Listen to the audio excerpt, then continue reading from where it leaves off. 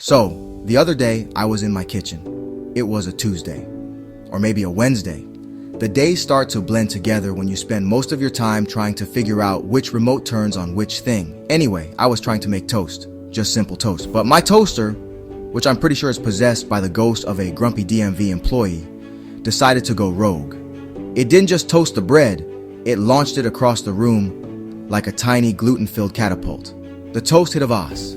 The vase wobbled, and a single drop of water landed directly on my laptop, and poof, the screen went black. It was dramatic. It was tragic.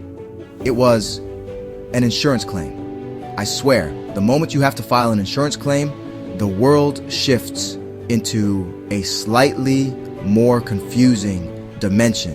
Suddenly, you're holding a phone to your ear, listening to hold music that sounds like a keyboard from 1987 fell down a flight of stairs.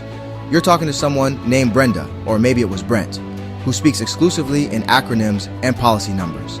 It's like trying to order a coffee in a language you didn't know existed. They ask you for your policy number, your deductible, your firstborn child's social security number. It's a whole thing. You feel like you need a decoder ring and a secret handshake just to get through the first 5 minutes of the call.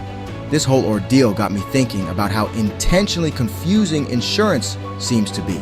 It's like they print the policies on translucent paper using invisible ink and then tell you to read it in a dark room. You get this giant booklet in the mail that weighs more than a small dog, and it's filled with words like indemnification and subrogation. Who talks like that? No one. No one walks into a coffee shop and says, "I'd like to subrogate a latte, please." I imagine insurance companies have a secret headquarters. It's probably underground, maybe in a volcano lair, like a James Bond movie. In that lair, there's a room called the Department of Deliberate Confusion. This is where they invent all the jargon. A team of suited professionals sits around a giant mahogany table. They're brainstorming ways to make things sound impossible to understand. Instead of, "We'll pay for it," they say, "The aforementioned entity shall remit reimbursement pending pre-authorized adjudication." Everyone snaps in approval. It's a whole vibe, a very, very annoying vibe. Their goal is to wear you down. Living with multiple sclerosis is already a full-time job. MS affects the central nervous system, the brain, the spinal cord. Symptoms can include fatigue, numbness, mobility challenges. One day you feel fine, the next your legs feel like wet sand. It's unpredictable and it requires a lot: management, doctor's appointments, patience. You shouldn't have to also be a part-time detective to understand your benefits. The paperwork is a marathon. Explanation of benefits. Documents that explain nothing. They look like a math equation mixed with a legal threat.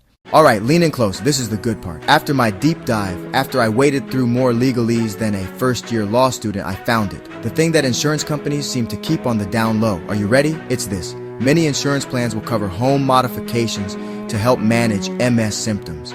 I'm not talking about a new coat of paint or some fancy throw pillows. I'm talking about real, functional changes to your living space that can make life safer and more accessible. Things that can be an absolute game changer for someone whose mobility or balance is affected by multiple sclerosis. Think about what that means. Installing grab bars in the shower. A simple thing, right? For someone with dizziness or weakness, it's the difference between a safe, relaxing shower and a major hazard. A ramp to get into your house instead of stairs. Widening doorways to accommodate a wheelchair or walker. These aren't luxuries.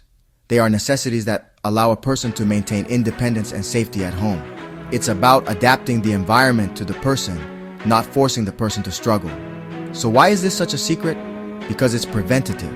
Okay, pause. Everybody take a breath. We've been through a lot. A possessed toaster, a secret society, ancient scrolls of insurance jargon. It's been an emotional journey. And right now, you might be feeling a mix of things. Maybe you're a little outraged. Maybe you're a little hopeful. Maybe you're just wondering if your toaster is also plotting against you. Whatever you're feeling, I want to capture this moment. This is that point in the show where I'd be dancing, but since we're in an essay, we have to do the literary equivalent, which is, well, this paragraph right here. If you're enjoying this little investigation, if you like learning things that make your life easier and maybe a little funnier, then you know what to do. Hit that subscribe button. Give this a like, a thumbs up, a little heart. Whatever the button is, just press it. So, the big question is, why? Why hide this? Why not send out a cheerful email saying, "Hey, got MS? Let's make your shower safer with a little confetti emoji. My working theory, developed over a bag of potato chips, is that it all comes down to the path of least resistance. Not your path, theirs. An insurance company is a business. A very, very large business. It's designed to be a machine. Inputs and outputs.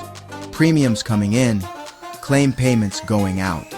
The machine runs smoothest when there are no surprises.